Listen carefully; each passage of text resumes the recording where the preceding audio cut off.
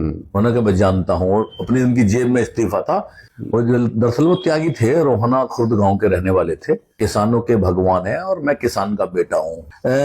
कोई होमगार्ड की नौकरी से भी इस्तीफा नहीं दे सकता। और लालची लोग थे, मैं कहूंगा कि वो लालची लोग थे, स्वार्थी लोग थे। मेरठ बुलाकर गार्ड ऑफ ऑनर से जो है सब स्याना में एक किसान स्मारक बनाएंगे। हम उसी दिन को बलिदान दिवस के रूप में मनाएंगे। किसानों की लड़ाई नहीं लड़ी, उन्होंने अपने स्वार्थ की लड़ाई लड़ी।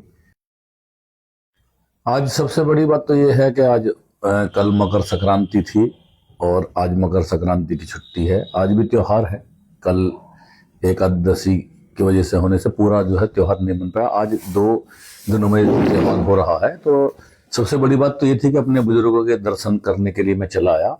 और उसी में ये मेरी एक मन में बात बहुत दिनों से चल रही थी कि हमारे समाज के कर्नल राम महेश भारद्वाज जी, जिनका बलिदान पूरा देश का पूरी दुनिया जानती है। अच्छा, कर्नल राम महेश भारद्वाज जी त्यागी समाज से? जी हाँ, कर्नल जो है राम महेश भारद्वाज, वो अपना गोत्र लिखते थे।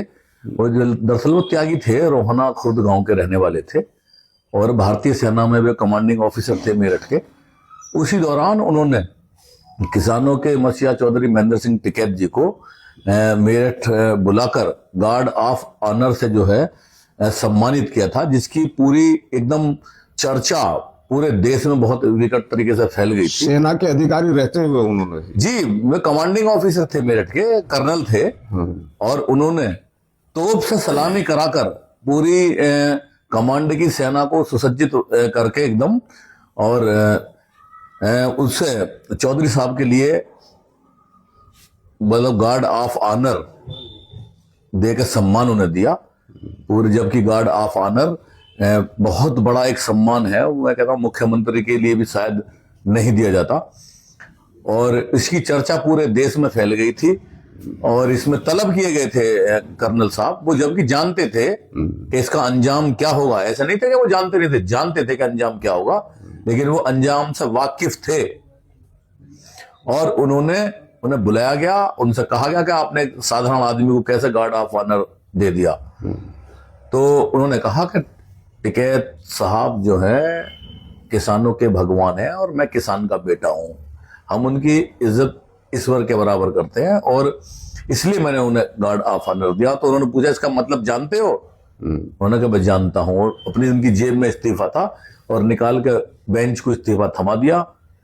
तो और वहां से त्याग पत्र देकर सीधे अपने गांव आ गए थे। अच्छा, जिस समय की यह घटना, उस समय किसान यूनियन, भारतीय किसान यूनियन टिकैत का गठन हो चुका था? जी, गठन हो चुका था। और जो है मजबूती से किसानों की लड़ाई लड़ रहे थे। बहुत बड़ा योगदान उनका इसमें रहा है। मैं आपको बता दूं, आज के टाइम में मान्यवर कोई होमगार्ड की नौकरी से भी इस्तीफा नहीं दे सकता। और उन्हें पूरा त्याग दिया था, सब कुछ जानते थे कि मेरे साथ क्या होगा। और ये भी मैं बता दूं कि वो कर्नल से आगे ब्रिगेडियर भी बनते और जनरल भी बनते। उन्होंने आगे के सब कुछ आगा पीछे सोच के तब ये इतना बड़ा कदम उठाया था। इसलिए मैं उन्हें बलिदानी कर्नल राम महेश भारद्वाज कहूंगा। अच्छा, त्यागी ने इस्तीफा सौंप दिया। इस्तीफा सौंपने के बाद फिर क्या हुआ? इस्तीफा सौंपने के बाद फिर वो चौधरी महेंद्र सिंह टिकैत की जो किसान यूनियन थी उसमें भर्ती हुए। और वो स्टेज से कहते थे कि मैंने बहुत दिन भारतीय सेना की नौकरी की है, मैं किसान सेना में जो है किसान की सेना में रह के किसानों की सेवा करूंगा। और उसके उपरांत फिर कुछ ऐसे लोग थे जो लालची लोग थे, मैं कहूंगा कि वो लालची लोग थे, स्वार्थी लोग थे, जिन्हें कर्नल साहब पसंद नहीं आए।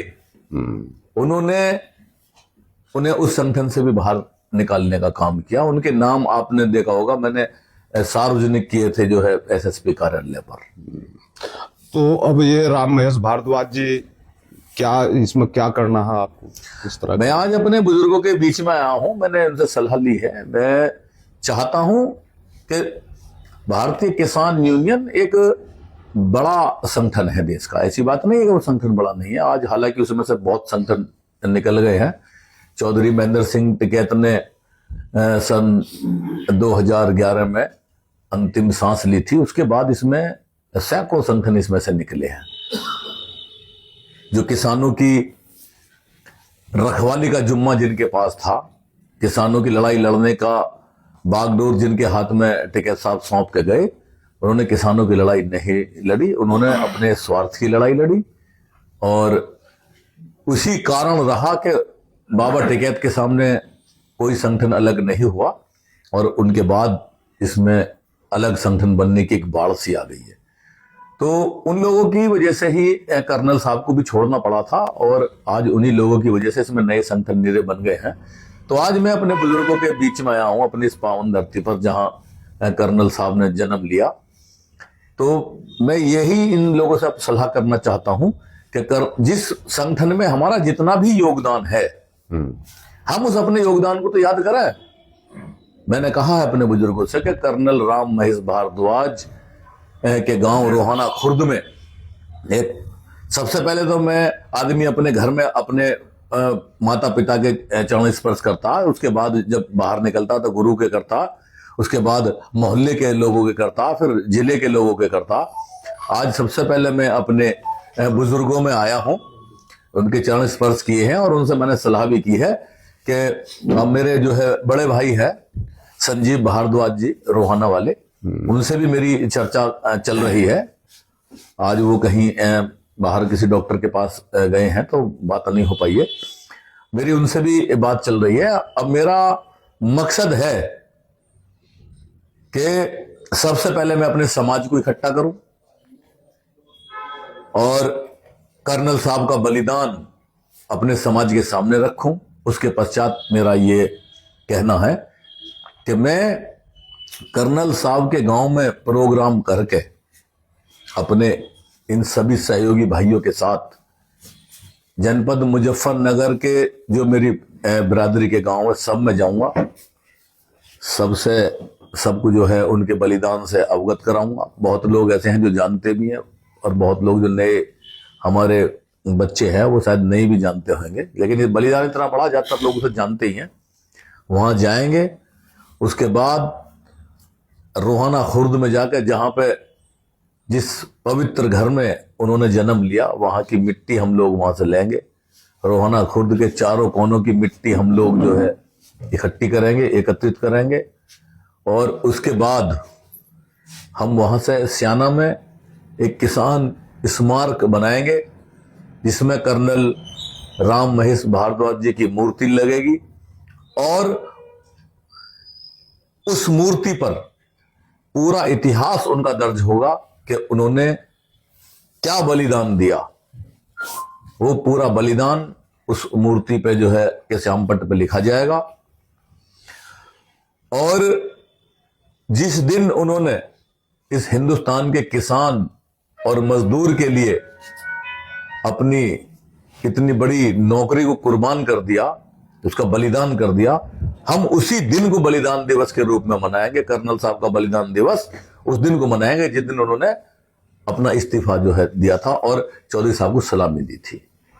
तो उसे बलिदान के रूप में लेके चलेंगे और उसी भवन में एक बड़े स्तंभ का निर्माण होगा। उस पे किसान और मजदूर के लिए संघर्ष में अपनी जान न्यौछावर करने वाले, चाहे वो किसी जाति के हो, किसी धर्म के हो, देश के किसी भी कोने के हो, सब लोगों के नाम उस स्तंभ पे अंकित किए जाएंगे। ये सब मेरा जो है विचार है। तो ये किसान भवन का निर्माण स्याना में ही कराया जी, ये स्याना में किया जाएगा, लेकिन मिट्टी जो है रोहाना खुर्द से जाएगी, उनके पवित्र उस स्थान की जहां पर उन्होंने जन्म लिया, उनके उस पवित्र गांव की जिसकी मिट्टी में वो खेल कूद के बड़े हुए।